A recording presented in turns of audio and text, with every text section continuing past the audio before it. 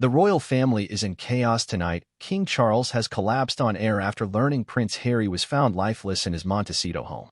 The palace clock struck 7:30, its chimes echoing through the quiet corridors of Buckingham Palace as King Charles prepared to deliver what was meant to be a routine pre-recorded national address. It was supposed to be about unity, about healing, about the future of the monarchy. Yet, behind the closed doors of the recording chamber, what unfolded was not only unscripted, it was unthinkable. Within seconds of receiving a whispered message from his aide, the king's expression shifted from focused resolve to utter disbelief. And before the cameras could even stop rolling, the monarch collapsed, mid-sentence, in front of his entire communications team. Chaos erupted in the room. Panic seized the palace. And within minutes, the entire United Kingdom would be gripped by a nightmare none of them saw coming. Before we continue, please hit the like button, subscribe to the channel, and turn on the notification bell for updates. What had been whispered into the king's ear? It was a name that reverberated like thunder through the royal bloodline. Prince Harry, but not in the way anyone could have ever prepared for. Across the ocean, thousands of miles away in the peaceful, upscale enclave of Montecito, California, emergency responders had descended upon the Sussex estate following a 911 call.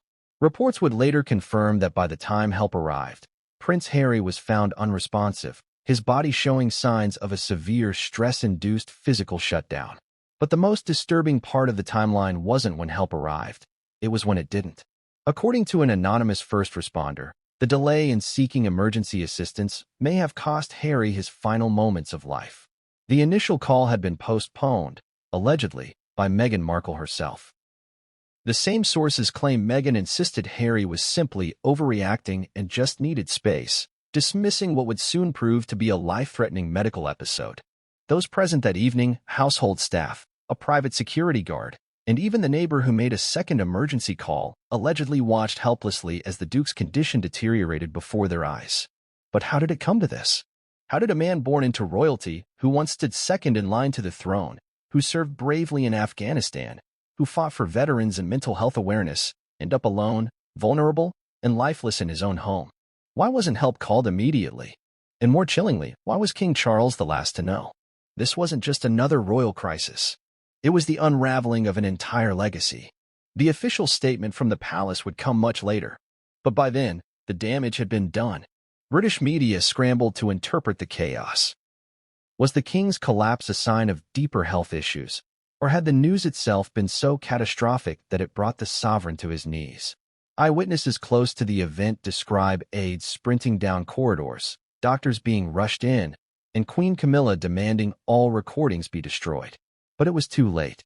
A fragment of the footage had already been leaked, showing Charles visibly trembling, eyes wide with shock, before collapsing to the floor. That image alone would go on to dominate headlines across the globe. And then, silence. For 3 hours, the royal press office issued no comment. No confirmation. No denial. The world waited, breath held, staring at black screens and blank headlines. Something was wrong. Terribly wrong. And in the vacuum of official information, the truth began leaking out from those closest to the scene. At 11:42 p.m. UK time, a royal insider finally broke silence through a back channel. Prince Harry had been found unresponsive in his Montecito home. The source claimed emergency responders were devastated, stating, had they been called even 15 minutes earlier, things might have been different. The words were devastating. Final. A monarchy's heartbeat had been severed. But the story didn't end there. It was only beginning. The implications of the tragedy began to unfold in waves. Within hours, Prince William was spotted arriving at Balmoral under heavy escort, his face a hardened mask of restrained grief. Princess Anne canceled 2 scheduled events without explanation. Prime Minister Rishi Sunak issued a vague but urgent call for national unity and compassion in the face of deepening sorrow. The pieces were falling into place. But the question on everyone's lips was no longer if Harry was gone. It was why. Why did no one act sooner? Why was the king not informed immediately? And most of all, why did Meghan Markle, his wife, partner, and closest confidant, allegedly deny him the emergency medical care he so clearly needed? As the hours stretched into dawn, newsrooms around the world lit up with fevered investigations. New leaks, private messages, internal dispatch records, whistleblowers. Suddenly, A haunting timeline began to emerge, a detailed account of Prince Harry's final hours, stitched together from interviews, surveillance logs, and medical assessments. According to one Montecito law enforcement source who spoke under strict anonymity, the call for emergency assistance was not made by Meghan, nor by any member of the Sussex household. Instead, it was a concerned neighbor who, after hearing distressing sounds and seeing unusual activity from the estate, made the call at 7:16 p.m. Pacific Standard Time. By the time emergency responders arrived, they were met by private security, who, allegedly under instruction, delayed access to the premises for an additional 9 minutes. That delay, according to a lead EMT, was potentially fatal. Inside, Harry was reportedly found collapsed near a guest bathroom, his body showing signs of shock and respiratory distress. Oxygen was administered, CPR performed, and he was rushed to a nearby medical center. But the damage had already been done. Whether his heart stopped before or after paramedics arrived remains a closely guarded secret. But what is certain is this: when King Charles was finally told, Prince Harry had already been pronounced. The monarchy is no stranger to heartbreak. The loss of Princess Diana still cast a long, mournful shadow over the British royal family. But this was different. This was avoidable, preventable. A slow-motion catastrophe allowed to unfold while the world watched unknowingly. For many royal watchers, Harry's descent had been painfully visible for years. The withdrawn appearances, the hollow interviews, the reportedly strained relationships behind closed doors. But few expected it to end this way. And fewer still are prepared to accept the role Meghan Markle may have played. As rumors mount and the blame game begins, the world stands frozen at the edge of revelation. In the next hours, we will unravel the true timeline of Prince Harry's final moments, explore the intense isolation he faced behind palace walls and Montecito gates alike, and expose the haunting reality of what happens when those closest to us become the ones we cannot trust. This is more than a royal tragedy. It is a national reckoning, a global mirror reflecting back the price of silence, emotional manipulation, and unchecked fame. Stay with us as we dive deeper into what really happened behind the gates of Montecito, inside the walls of Buckingham Palace, and inside the heart of a prince the world loved, but who may have died feeling entirely alone. It was supposed to be a quiet night. The coastal winds whispered through the hedgerows of Montecito, rustling the perfectly manicured gardens of an estate that had, until recently, remained out of reach to all but the most powerful. Inside the gates of the Sussex mansion, the world believed peace and privacy reigned. From the outside, nothing appeared out of place. No signs of panic, no alarms, no screams. But by the time the sun would rise over Santa Barbara County the following morning, the calm would have been shattered permanently. According to multiple sources close to the Sussex household, Prince Harry's mood had noticeably shifted in the days leading up to the tragedy. He had grown unusually quiet, withdrawn. House staff later described his behavior as restless, sleepless, and at times, agitated. One longtime staffer, speaking on condition of anonymity, described seeing Harry wandering the halls late into the night, muttering to himself and pausing at framed photos on the walls. Many of them of his mother, Princess Diana. He was spiraling, the source said. It was like he was drowning, but no one around him noticed or wanted to. It was shortly after 6:30 p.m. local time when things began to take a turn inside the Montecito residence. A heated argument reportedly erupted between Harry and Meghan Markle. The reason, according to a leaked message exchanged between two members of staff, centered around a canceled trip Harry had been planning, a solo visit to the UK. He had allegedly intended to visit King Charles and Prince William in a private capacity, without public appearances or media attention. Meghan was said to be strongly opposed to the idea, fearing it would draw unnecessary scrutiny and revive tensions with the palace. Harry said he needed clarity, that he wanted to reconnect, the staff member wrote. She told him the family was toxic and that going back would undo everything they'd built. Witnesses recall raised voices echoing from the private east wing of the home, followed by the sudden sound of a door slamming. What followed, according to internal surveillance footage now under police review, was silence, 27 minutes of it. During that critical window, sources believe Harry experienced what doctors later described as an acute panic-induced collapse, a dangerous mix of neurological shutdown and severe emotional distress. Based on evidence collected from the scene, including a shattered glass, a nearby anxiety medication bottle, and a half-written journal entry found near the bedroom. Investigators believe Harry may have suffered a mental and physical episode that left him incapacitated on the floor. What has raised more questions than answers is what happened during the next 15 minutes. Despite Meghan reportedly being aware of Harry's condition, having allegedly entered the room moments after the collapse, no call to emergency services was made. Instead, insiders claim she attempted to speak him down, assuming it was another stress episode similar to those he had experienced in the past. A private security guard, who later provided a statement to Santa Barbara authorities, said he was instructed not to call 911 unless specifically ordered. She said he just needed space. That this always passed, the guard reportedly told officials. But this time, it didn't pass. By 7:15 p.m., a neighbor who lived 2 doors down reported seeing a staff member run frantically to the edge of the property, looking panicked and disoriented. "I knew something was wrong," the neighbor later told reporters. "I could hear someone shouting for help, but not on the phone. Just yelling. So I called 911 myself. I wasn't going to sit around waiting." That call, made at 7:16 p.m., was the first emergency response dispatch associated with the Sussex estate that evening. The responder on the line noted that the caller was clearly alarmed and insisted medical assistance was needed immediately. Paramedics were dispatched at 7:18 and arrived at the estate gates at approximately 7:24 p.m. What happened next would ignite controversy around the world. According to internal dispatch notes leaked to the press, upon arriving at the Sussex property, paramedics were met not with urgency, but resistance. Security personnel reportedly delayed their entrance, demanding to verify credentials and make internal calls before granting access.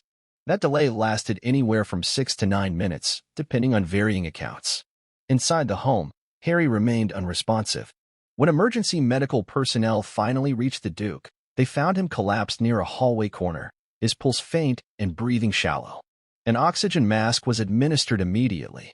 Cardiopulmonary resuscitation was initiated on site, but the damage had already begun to take root.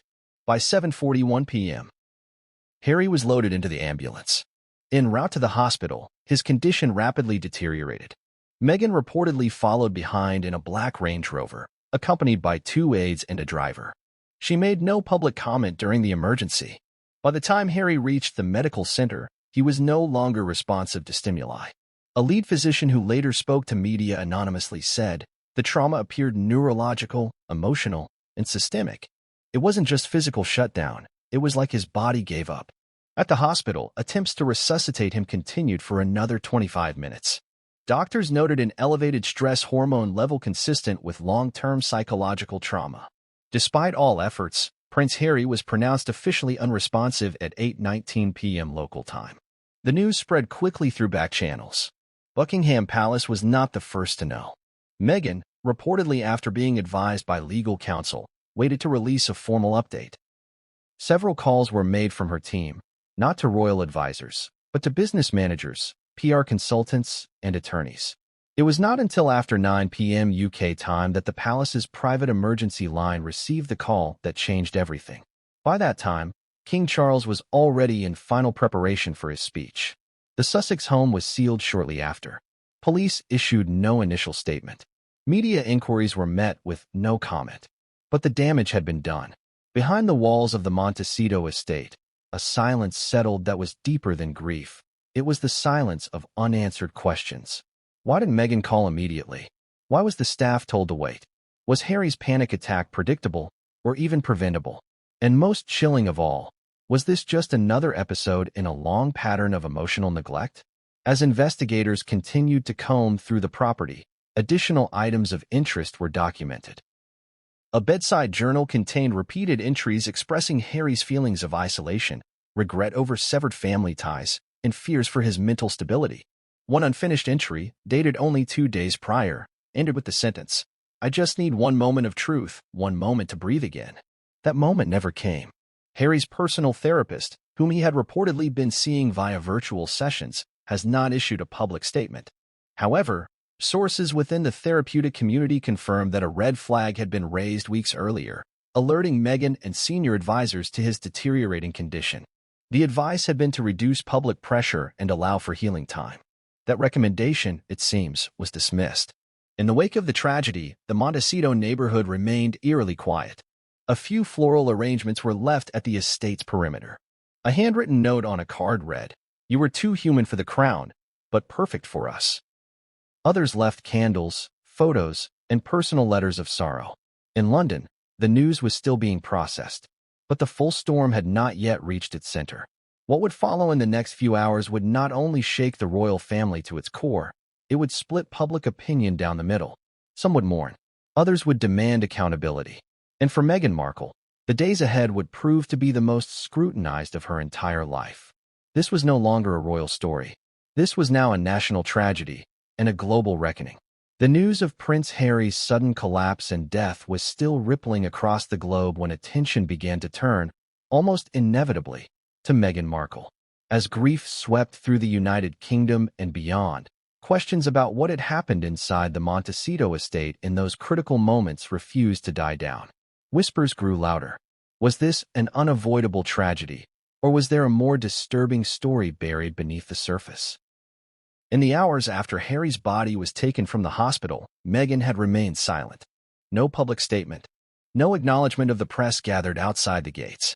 No photographs of her at Harry's bedside. Instead, reports trickled in from various sources, some from staff, others from neighbors, and a few from those who claimed to have been close to Meghan herself, painting a picture of confusion, conflict, and chilling detachment. One staff member, who had been working at the Sussex residence for nearly 2 years, told investigators in an off-the-record conversation that Meghan appeared calm but unbothered in the aftermath of Harry's collapse. "She wasn't panicking like you would expect someone to," the source explained. "She told us to give him air and space. She even told one of the maids to fetch her phone charger instead of calling for help." These revelations sent shockwaves through royal circles. The narrative that had surrounded Meghan for years, that of a strong, protective spouse, began to fracture. Instead, a more troubling image began to emerge, one of a woman who allegedly prioritized her control over Harry's life above his immediate medical needs. Investigators reviewing security footage and House communications noted a glaring 13-minute gap between the moment Meghan entered the room where Harry lay collapsed and the time the first emergency call was made, by a concerned neighbor, not by Meghan or her staff. According to sources familiar with the timeline, Meghan spent much of that time on her personal phone, texting and speaking in hushed tones with someone whose identity remains undisclosed. She said, "We can manage this internally," claimed a household employee who overheard part of Meghan's conversation. She didn't want media outside. She said it would destroy everything they'd built here. It's not the first time Meghan's reputation has been called into question. Since stepping back from royal duties in 2020, she and Harry had worked hard to curate a public image of independence and defiance against what they saw as an oppressive royal institution. Yet behind the scenes, former friends and colleagues described a different Meghan, calculating, controlling, and at times, cold. "She runs her household like a corporation," said one Montecito resident who had attended gatherings at the Sussex mansion. "There are rules for everything: when to speak, where to stand, even how to greet her." And Harry, God bless him, he just went along with it. He was always trying to please her. But it wasn't just those on the outside who noticed the changes. Harry's own circle of friends in the UK had grown smaller in recent years. Some cut contact altogether. Others, like longtime confidant Tom Inskip, had voiced concerns early in the relationship. "Make sure you don't isolate yourself," Inskip had reportedly warned Harry after the couple's 2018 wedding. According to sources close to Harry, Meghan was furious at the suggestion and eventually pressured Harry to distance himself from Inskip and others who dared question her influence. Now, in the aftermath of Harry's death, those warnings felt almost prophetic. As news channels looped footage of King Charles collapsing upon hearing of his son's passing, commentators began asking uncomfortable questions on live television. Why didn't Meghan call 911 herself? Why was there a delay in allowing paramedics access to the property? And most disturbingly, had Meghan's insistence on privacy and control contributed to Harry's death? Across social media, public opinion polarized sharply. Some defended Meghan, insisting she was grieving and should not be blamed for a tragedy. Others weren't so forgiving. The hashtag Justice for Harry trended globally within hours. Memes, videos, and angry posts flooded the internet, many accusing Meghan of emotional neglect, even abuse. Adding fuel to the fire were leaked screenshots of text messages allegedly sent by Meghan to her personal assistant in the moments after Harry's collapse. In one message, she reportedly wrote, "He's overreacting again. This happens when he doesn't get his way." Another read, "If we call too soon, the paparazzi will smell blood." Though Meghan's legal team moved swiftly to denounce the messages as fake, their circulation only intensified public outrage. Royal biographer Angela Levin told a national broadcaster, "If even a fraction of these accounts are true, it raises deeply troubling questions about how Harry spent his final hours. This isn't just a tragedy. It's a scandal." Meanwhile, calls for an official investigation grew louder. In Parliament, several MPs expressed support for a full inquiry into Harry's death and Meghan's actions leading up to it. "We have lost a son of Britain under circumstances that demand answers," one MP declared. "The public deserves to know what happened." But within the Sussex camp, a very different narrative was unfolding. Meghan's spokesperson released a carefully worded statement late that evening. "The Duchess of Sussex is deeply saddened by the sudden medical emergency suffered by her beloved husband. She asks for privacy during this difficult time and categorically denies any allegations of wrongdoing. Any suggestion that she delayed seeking medical care is false and defamatory." Yet for many, the statement rang hollow. It addressed none of the timeline discrepancies, none of the staff allegations, and none of the chilling possibility that Harry might still be alive had the response been swifter. As dawn broke over the United Kingdom, crowds began gathering outside Buckingham Palace. Some came to mourn. Others came to protest. A growing chorus demanded that Meghan return to Britain, not as a duchess, but as a person of interest in an unfolding inquiry. For the first time since marrying into the royal family, Meghan Markle was not just the subject of gossip columns and tabloid scandals. She was at the center of a global firestorm. And as investigators pieced together the final hours of Harry's life, the question that hung over Montecito, over London, and over every candlelit vigil across the Commonwealth was simple yet haunting. Did Meghan Markle's decisions cost Prince Harry his life? The palace was quiet, as it often was in the evenings, save for the soft murmur of advisors preparing for yet another carefully choreographed public address. King Charles sat at his desk beneath the heavy golden chandeliers of the recording chamber. His hands, aged and veined, rested on a stack of cue cards meticulously drafted by his speechwriters. This was to be a message of unity, resilience, and hope, a speech about rebuilding trust in a monarchy that had weathered relentless storms. The cameras rolled. The lights cast their harsh glow. Charles took a deep breath and began to speak. "Today, more than ever, we are called upon to find strength in one another. As your sovereign, it is my solemn duty." He stopped. A shadow passed across his face. The poised, measured tone that had anchored the monarchy for decades faltered. Standing just off camera, Sir Edward Martin, one of Charles's senior aides, approached cautiously. In his hand was a folded piece of parchment, a hastily scrawled note handed to him only moments before from the palace's private communication room. Sir Edward whispered softly into the king's ear. The cameras caught everything. For a split second, the world saw Charles's composure shatter. His eyes widened. His lips trembled. The blood drained from his face so rapidly that the crew later said he appeared almost ghostly. "What?" Charles whispered. The microphone, though meant for his speech, picked up the single word. It was sharp, anguished, filled with disbelief. Sir Edward repeated the message. Charles's right hand rose to his chest, clutching at his heart. His breathing grew shallow, erratic.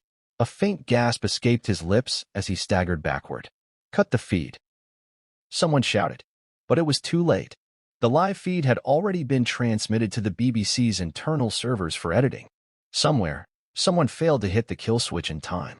For a few brief, haunting seconds, millions of viewers saw the sovereign falter. Then, abruptly, the screen went black. Inside the room, chaos erupted. "Call the doctor," a voice cried. Charles collapsed to the floor, striking the corner of the polished oak table on his way down.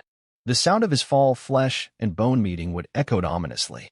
Camilla, who had been waiting in an adjoining room, rushed in with uncharacteristic speed. She dropped to her knees beside her husband, her gloved hand cupping his ashen face. Charles, stay with me." Sir Edward pulled out his phone, calling for the palace medical team. Within minutes, the king's personal physician, Dr. Stephen Hargreaves, arrived. He immediately began checking Charles's pulse and airway. "He's in shock," Dr. Hargreaves said. "We need to stabilize him immediately." Camilla's voice cracked. What happened? What did you tell him? Sir Edward hesitated. His lips quivered as he answered. It's Harry, Your Majesty. They say he's gone. Camilla's eyes widened in horror. Her hands flew to her mouth as she gasped. No, no, no, not Harry. Not my boy. Dr. Hargreaves worked swiftly, administering oxygen and monitoring the king's vitals. Meanwhile, the palace corridors outside the chamber became a flurry of activity. Advisors sprinted up and down the marbled halls. Guards blocked off entrances. The head of royal communications, Simon Davenport, was seen barking orders into his phone. We need to get ahead of this, Davenport said to his team. If the media catches wind before we release an official statement, it will be chaos. But the chaos had already begun. Within minutes of the broadcast interruption, social media erupted with speculation. Hashtag King Charles trended worldwide. Viewers demanded to know why the live feed had been cut so suddenly and what had caused the king's visible distress. Across London, journalists scrambled to contact sources inside the palace. At first, aides were tight-lipped. But as more staff were questioned, a chilling phrase began to emerge in hushed whispers. It's Harry. Something's happened to Harry. By 10:45 p.m. UK time, unconfirmed reports began to leak. A tweet from a well-connected royal correspondent sent shockwaves across the internet. Breaking. Sources inside Buckingham Palace suggest Prince Harry has suffered a major medical incident. King Charles informed mid-speech. More to follow. In Montecito, California, it was still afternoon. But the Sussex estate was already swarming with flashing lights and emergency vehicles. Back in the palace, Camilla refused to leave her husband's side as the medical team stabilized him. Stay with me, Charles, she whispered. Stay strong for William. For the country. When Charles's eyes fluttered open moments later, he struggled to speak. His voice was hoarse, barely audible. Harry, is it true? Sir Edward nodded solemnly. Yes, Your Majesty. I'm afraid it's true. The Duke of Sussex was found unresponsive. They couldn't save him. A single tear slid down the king's cheek. I wasn't there for him, Charles murmured. Just like his mother. I failed him.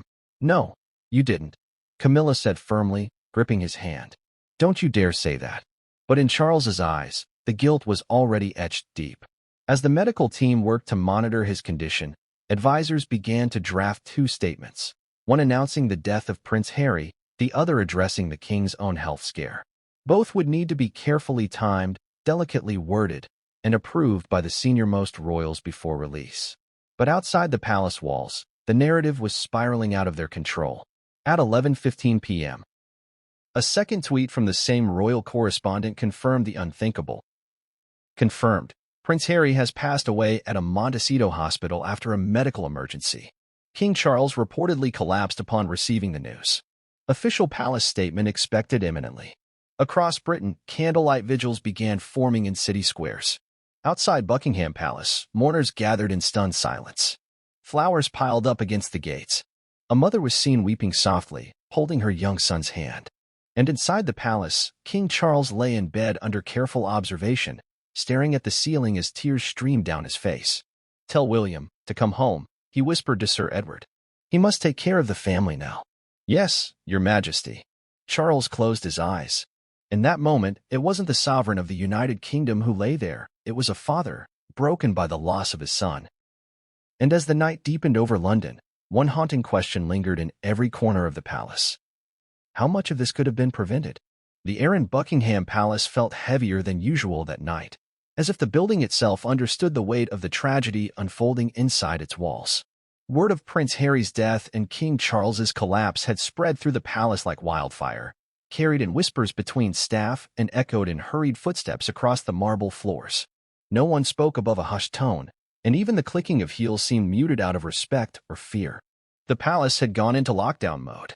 At precisely 11:38 p.m., the Chief of Royal Security, Sir Alastair Dunning, ordered the closure of all main gates. Guards were stationed at every entrance, their faces rigid and unsmiling as they checked credentials of anyone attempting to enter or leave. Communications lines were restricted. Phones were confiscated from certain junior staff to prevent leaks. Only a select few were allowed access to the inner sanctum where the royal family had gathered in crisis. Inside the private drawing room, Queen Camilla sat rigidly on a floral-upholstered chair, her hands clasped tightly in her lap. Her eyes were fixed on King Charles, who lay reclined on a velvet chaise, attended by two physicians. Though his color had returned slightly, he remained visibly shaken. His breaths came shallowly, and his gaze wandered aimlessly toward the window. "Is there any change in his condition?" Camilla asked in a tone that barely concealed her desperation. "He's stabilizing," Dr. Hargreaves replied. "But I strongly advise against any further shocks tonight. His heart rate is still irregular." Camilla nodded stiffly, but her mind was already elsewhere. "And William? Have we heard from him?" Sir Edward Martin, standing at the edge of the room, cleared his throat. "The Prince of Wales is en route to London as we speak. His helicopter should land within the hour. Princess Anne has also been notified and is on her way from Windsor." "Good," Camilla said sharply. "The family must present a united front. No matter how broken we feel inside, the public cannot see us falter again." But it was too late for that. Even as Camilla spoke, images of King Charles collapsing mid-speech were being replayed endlessly on television and social media. Though the palace had tried to scrub the clip from circulation, it had already been screen-recorded and uploaded to countless platforms. The world had seen their sovereign fall, both figuratively and literally. At 11:57 p.m., Sir Alistair entered the room with a grave expression. "Your Majesty, we have intelligence that certain media outlets are preparing to run with highly damaging angles about the Duke's passing," he said. "Specifically, suggestions that there was a delay in medical intervention and that the Duchess of Sussex is partially to blame." Camilla's face hardened. "They're circling like vultures already." "We need to decide on an official palace statement," Sir Edward interjected. "Do we release something now to get ahead of the narrative? Or wait until morning?" Charles stirred for the first time in several minutes. His voice was faint but firm. "No waiting." Everyone in the room turned to look at him. Charles's eyes, red and glassy, locked on Sir Edward. "The people deserve to know the truth. Draft the statement. Announce that my son has passed. And make it clear that the palace will cooperate with any investigation." "Your Majesty," Sir Edward began carefully, "with all due respect, an admission of cooperation implies fault." "Do it," Charles cut him off. His voice cracked on the last word. "Yes, sir." As Sir Edward left the room to prepare the draft, Camilla leaned closer to Charles. "You're in no condition to make such decisions tonight," she whispered. "You need to rest. Let me handle the rest." Charles shook his head weakly. "I failed him once, Camilla. I will not fail him again." "If Meghan," he trailed off, unable to finish the sentence. Camilla squeezed his hand gently. "This is not your fault." But even she didn't sound convinced. Elsewhere in the palace, Prince William's arrival caused another stir. As he strode through the main corridor at 12:15 a.m., flanked by his personal security detail, staff members bowed their heads in solemn acknowledgement. William's face was pale, his jaw tight, his eyes red-rimmed from what could only have been tears shed during the helicopter ride. He entered the drawing room without hesitation. "Father," he said softly, moving to Charles's side. Charles opened his eyes and saw his eldest son standing over him. For a moment, there were no words, only the sound of two hearts breaking silently together. Then Charles whispered, "I'm sorry, William. I'm so sorry." William knelt beside him, gripping his father's hand tightly. Don't blame yourself. We'll get through this. Together." Camilla watched the exchange with moist eyes. For all the tension and distance that had plagued the family in recent years, this was the moment where their shared grief made them one again. As the night stretched on, the palace became a war room of sorts. Advisors huddled in side chambers, debating strategy. Legal teams drafted statements and prepared for the possibility of a coroner's inquest. And in the middle of it all, the question no one dared voice out loud hung thick in the air. What really happened in Montecito that night? It wasn't just the British public who wanted answers now. Parliament members were already pressuring for an inquiry. International media outlets, CNN, Al Jazeera, Le Monde, were sending correspondents to London. Even the U.S. State Department reportedly contacted the palace to offer support and discreetly request updates, wary of the political implications. At 1:03 a.m., Buckingham Palace issued its first official statement. "It is with profound sorrow that His Majesty the King announces the death of his beloved son, Prince Harry, the Duke of Sussex. The family asks for privacy as they navigate this devastating loss." The statement was deliberately sparse. It offered no cause of death, no mention of Meghan, and no acknowledgement of the swirling rumors. But within minutes of its release, the palace switchboards were flooded with calls. Some expressed condolences. Others demanded answers. And as the palace's ancient clock tower struck 2 a.m., an eerie stillness settled over London. For centuries, the monarchy had survived scandals, betrayals, and tragedies. But never one like this. This wasn't just a family crisis. It was the beginning of a reckoning. In the wake of Prince Harry's shocking death, attention quickly turned to Meghan Markle, not just for her role in the critical moments leading to the tragedy, but for the complex and often controversial patterns of behavior she had exhibited over the years. As investigators began piecing together the chain of events inside the Montecito mansion, a darker narrative began to take shape, one that seemed eerily consistent with long-standing allegations from former friends, staff, and even family members. For many, the seeds of this reckoning were sown long before Harry's collapse. It started with whispers inside the royal household back in 2018, shortly after Meghan married into the family. Several aides accused her of fostering a toxic atmosphere behind palace walls, with claims of emotional outbursts, manipulation, and a culture of fear. The palace's human resources team quietly investigated multiple complaints from staff, but the results were never made public. Insiders now say those files are being re-examined in light of Harry's death, as part of a broader effort to understand the pressures that led to his isolation. One former royal aide, who requested anonymity for fear of retaliation, said Meghan's influence over Harry had become evident almost immediately after their wedding. It was like she built a wall around him, the aide recalled. She controlled who could speak to him, who could see him, even which charities he could work with. And if anyone challenged her, they were cut out of his life. At the time, these concerns were dismissed by some as racially motivated or driven by an unwillingness to accept an outsider into the royal fold. Meghan herself described the scrutiny she faced as unbearable during her now infamous 2021 interview with Oprah Winfrey. In that emotional broadcast, she cast herself as a victim of royal rigidity and media persecution, with Harry by her side, nodding in agreement. But behind the scenes, several of Harry's closest friends reportedly grew alarmed. Tom Inskip, one of Harry's oldest companions from Eton, warned him privately to take things slowly with Meghan before their marriage. According to leaked messages shared by an insider, Meghan was furious when she learned of Inskip's cautionary words. She said Tom was jealous and toxic, the source claimed. She demanded Harry cut him off, and he did. This pattern allegedly repeated itself over and over. Longtime friends, distant relatives, and even some of Harry's professional contacts in the military were reportedly pushed away. By the time the couple settled in Montecito in 2020, Harry's once vast support network had been reduced to a small circle carefully curated by Meghan. Harry became completely dependent on her, said a Montecito neighbor familiar with the couple's private life. He wasn't allowed to make any major decisions without her input. Even small things, like what he ate or what events he attended, were filtered through Meghan. It was subtle at first, then it became suffocating. Critics argue that Meghan's insistence on privacy and control created an environment in which Harry's mental health issues, something he had spoken about candidly for years, went unaddressed. In 2017, Harry admitted in an interview that he had sought therapy to cope with unresolved grief over his mother's death. But according to new reports, those therapy sessions became less frequent after his move to California. One source close to the couple's former therapist revealed that Harry had canceled multiple appointments in recent months. He seemed overwhelmed, but also hesitant to speak freely, the therapist reportedly told a colleague. It was as though he feared someone might find out what he was saying. This revelation has fueled speculation that Meghan discouraged Harry from seeking help, a claim she and her representatives have vehemently denied.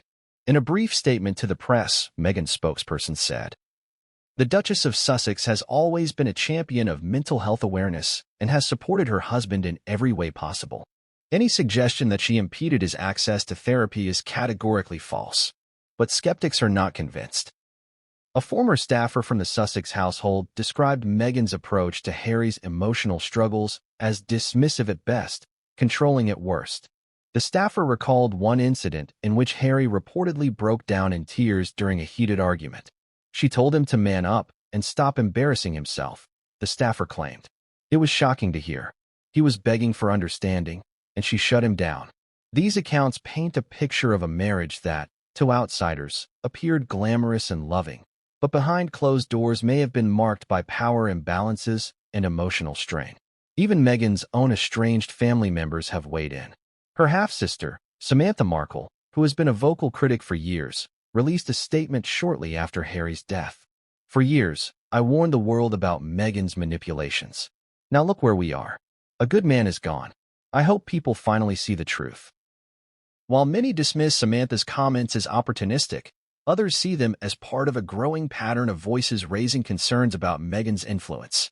In Montecito, neighbors reported that in recent months, Harry seemed increasingly withdrawn.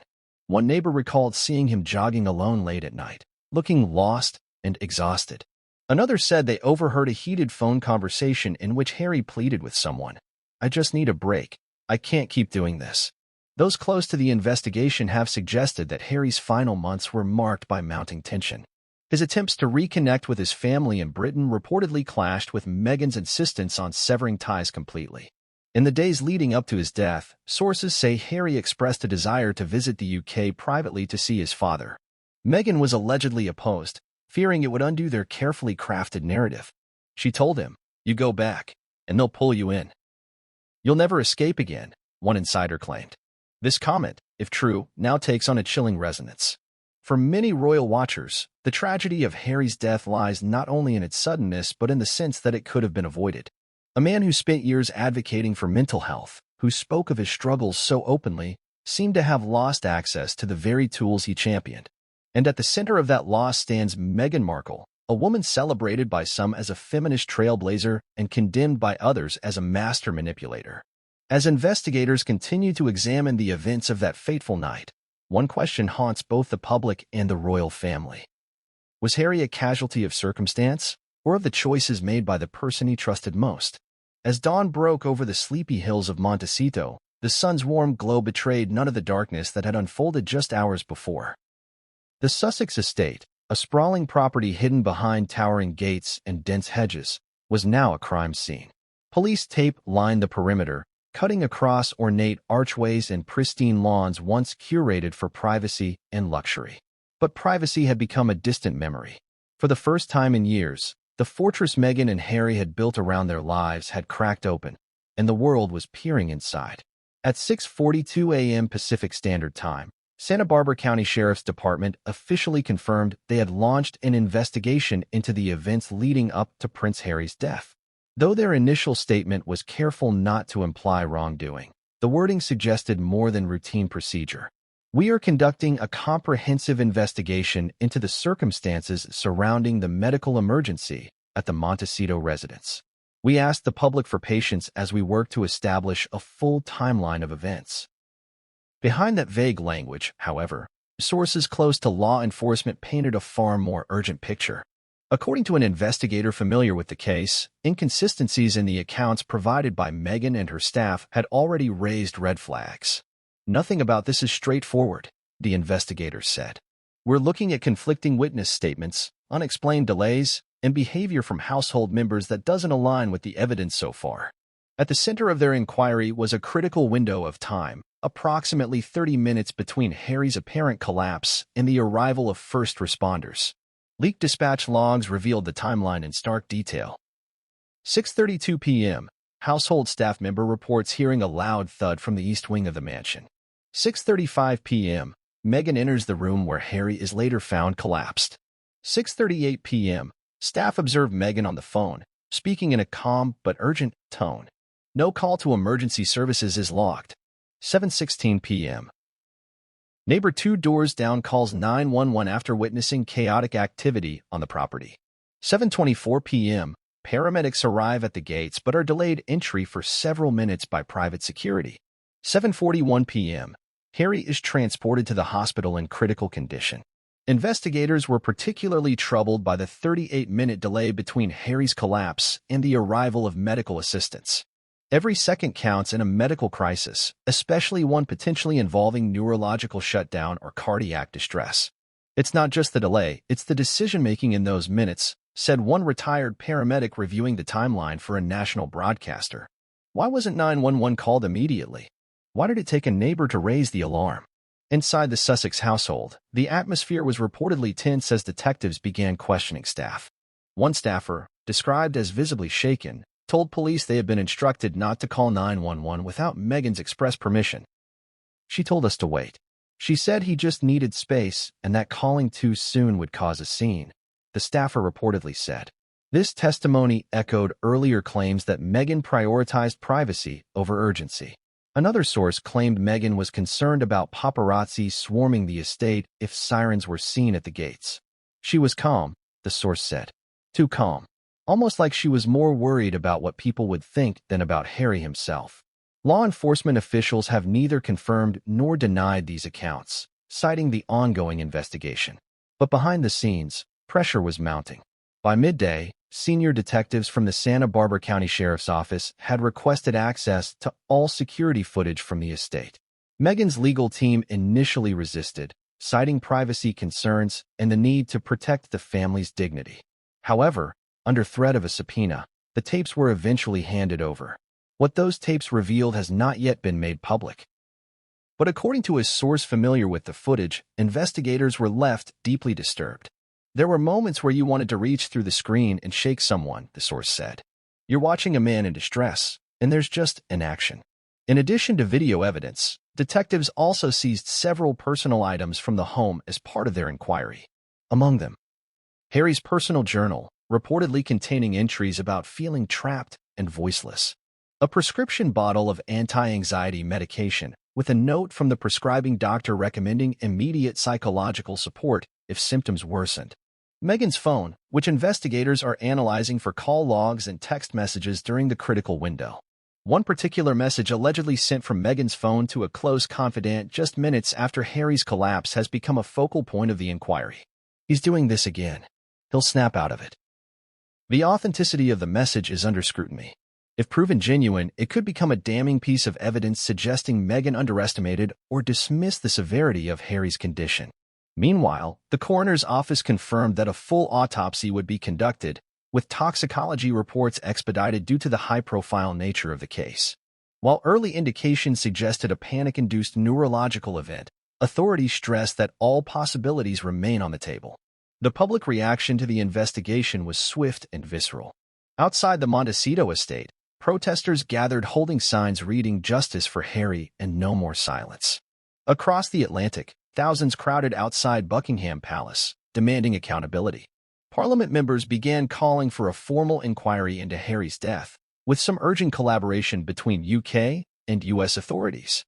This isn't just a private tragedy, it's a matter of public trust, one MP declared. Yet amid the growing scrutiny, Meghan remained silent. Her lawyers issued a brief statement denying any wrongdoing. The Duchess of Sussex categorically rejects any suggestion that she delayed or obstructed medical care for her husband. She is fully cooperating with authorities and requests privacy during this time of grief. But for many, the statement rang hollow. Back at the Sussex estate, detectives continued their painstaking work, interviewing staff, cross-referencing security logs, and piecing together a timeline that could hold the key to understanding not just how Harry died, but why. As one senior investigator put it bluntly, people want answers, and we're going to find them.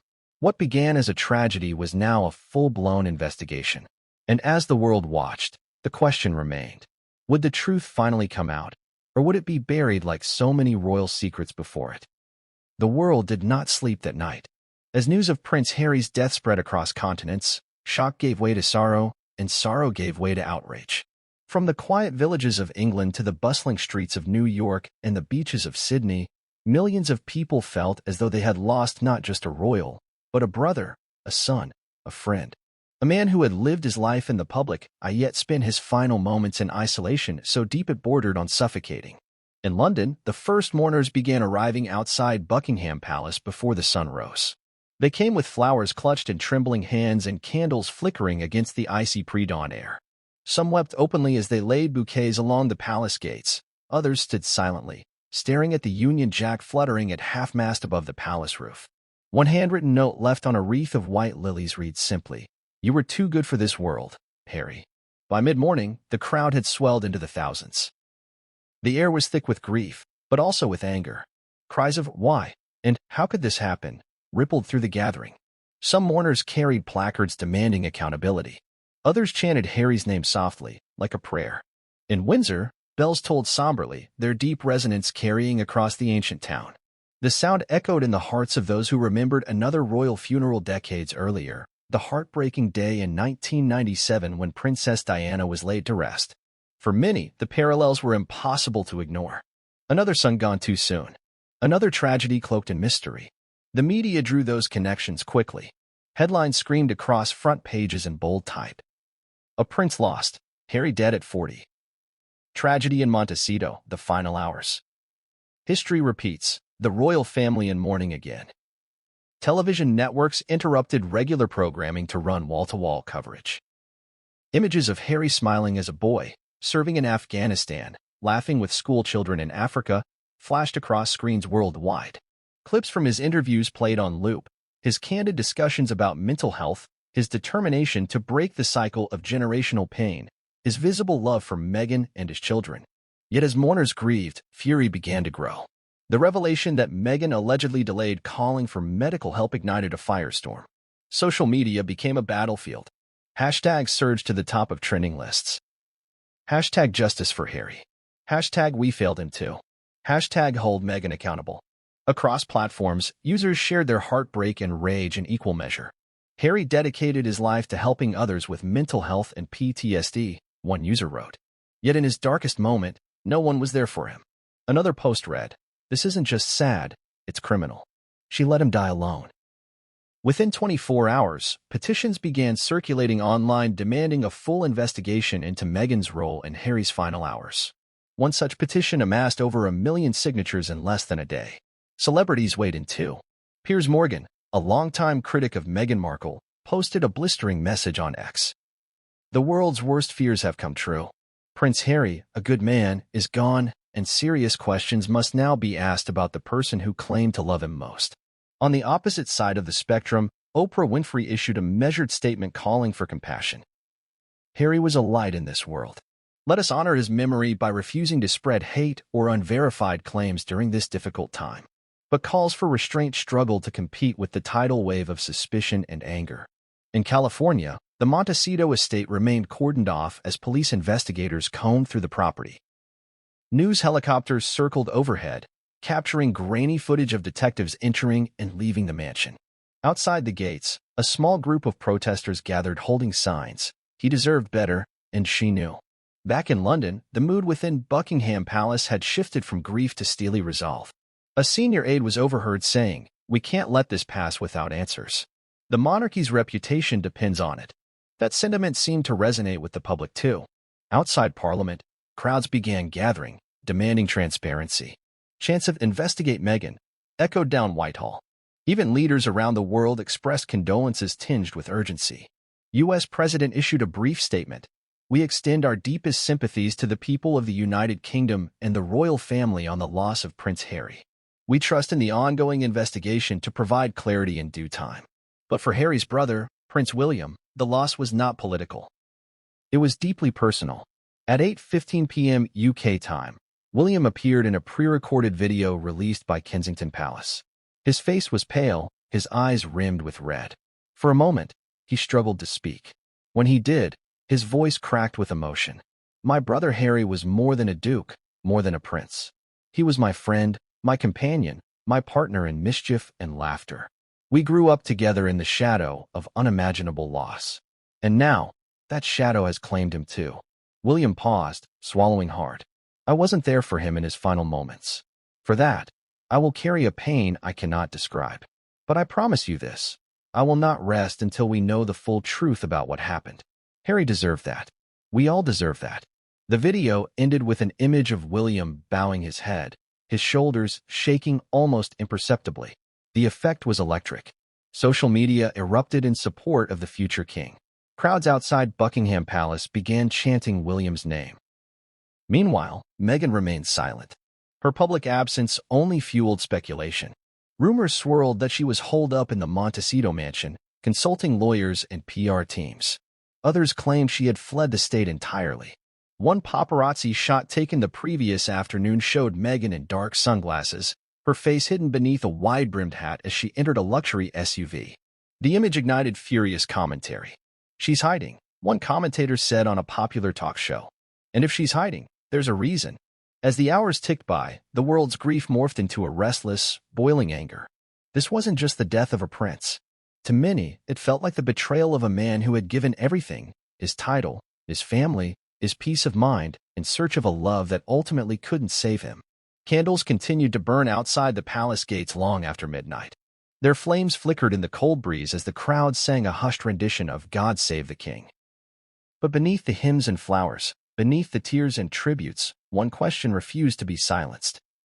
Did Harry's wife, his chosen protector, become his undoing? And if so, who will hold her accountable? In a nightmarish turn of events, emergency responders claim Harry suffered a severe panic-induced episode, yet shocking reports allege Meghan refused to call paramedics, insisting he just needed space. By the time help arrived, it was already too late.